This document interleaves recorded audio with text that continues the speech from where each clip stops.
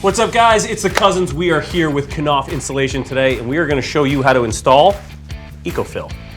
EcoFill, otherwise known as blown-in insulation, can fill a large area just like your attic.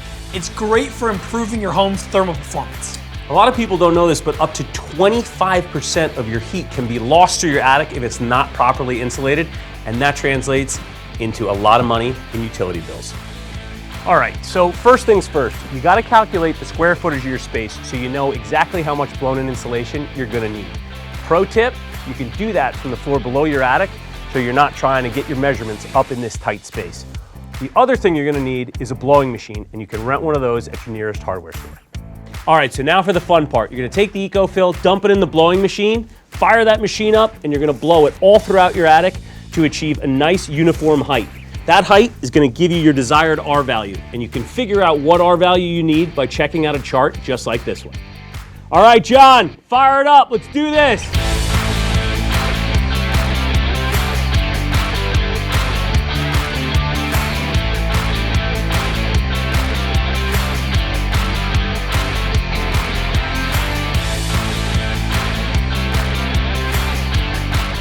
All right, so that's it. It's that easy.